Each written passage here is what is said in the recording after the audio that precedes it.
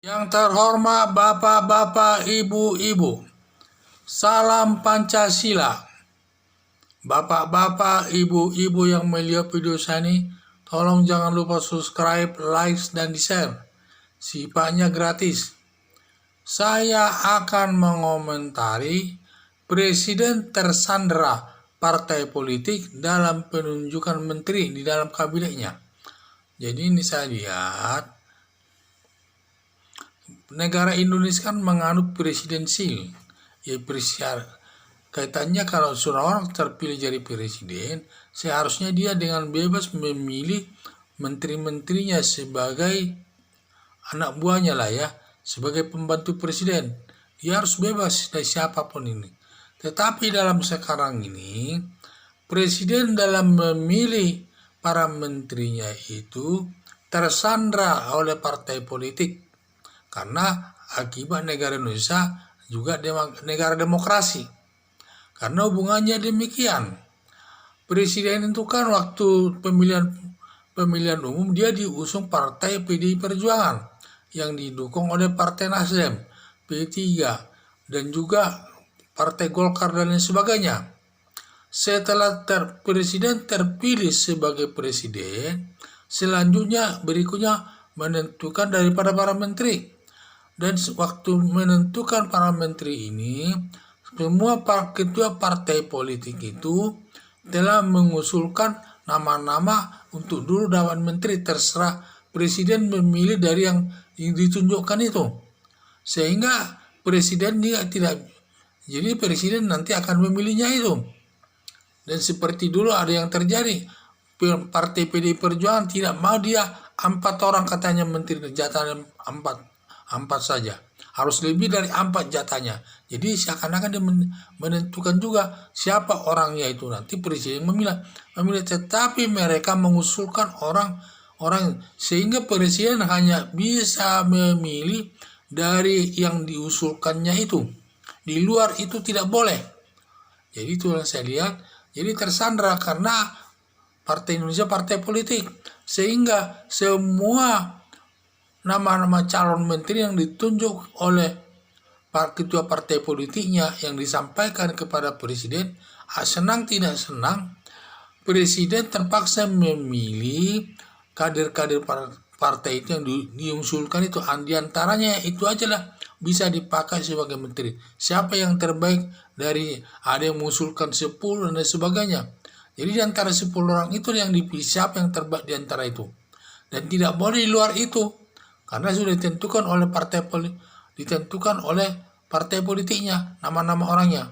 Dan yang tidak mau waktu itu mengusulkan hanya Partai Nasdem.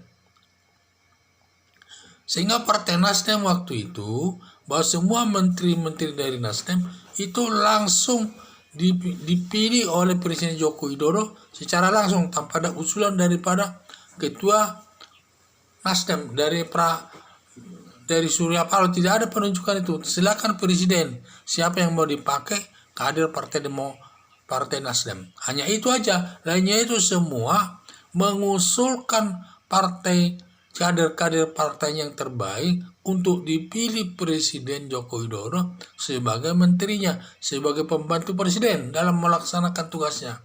Di sini saya bilang sehingga presiden ini tersandra dia atas nama-nama yang diusulkan oleh para menteri itu untuk dia, para kepala partai politik itu untuk dipilih menjadi menterinya, pembantunya. Mungkin presiden banyak juga orang-orang yang dikenalnya yang bagus kinerjanya dan sebagainya, tetapi tidak bisa lakukannya karena mereka tidak ada jasanya kepada presiden untuk memilih dia, membawa dia. Karena partai politik ini sudah punya jasa dia membawa Presiden Joko Widodo ini sehingga terpilih menjadi presiden. Dan sebagai imbalannya adalah jabatan menteri yang akan diberikan nanti. Para partai politik ini mengusulkan calon-calon menterinya sehingga presiden memilih calon-calon menterinya itu yang dari usulkan itu. Inilah sebagai imbalan dari presiden kepada partai politik pengusungnya. Ini akibat demokrasinya, beginilah kenyataannya kan. Jadi kita tidak boleh murni-murni saja presiden memilih pembantunya itu sebagai menteri dari luar partai politik. Karena pada umumnya mereka paling dikasih jatah sedikit. Tetapi yang paling utama adalah calon menteri dari kader-kader partai politik itu yang sudah diusulkan oleh pimpinan partai politik itu sendiri. Jadi ini saya lihat. Jadi saya pikir presiden di sini di antara yang diusulkan itu juga harus lebih hati-hati dia memilih mana yang terbaik di antara kinerja yang diusulkannya itu.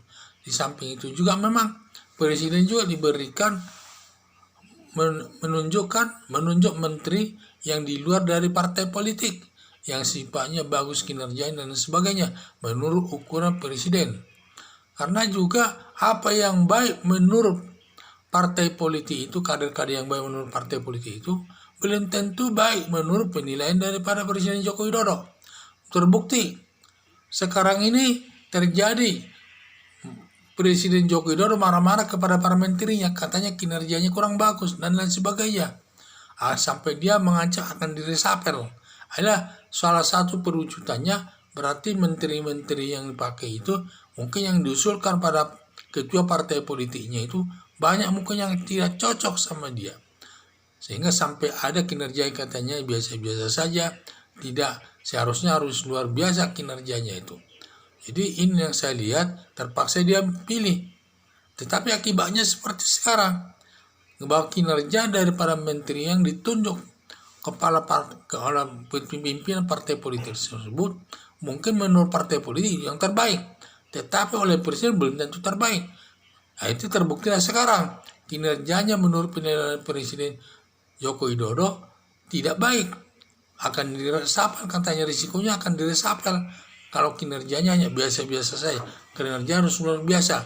Jadi saya lihat risikonya kita ada partai politik itu tersandera juga oleh demokrasi. Ya seperti tadi itu. Sekian dan terima kasih.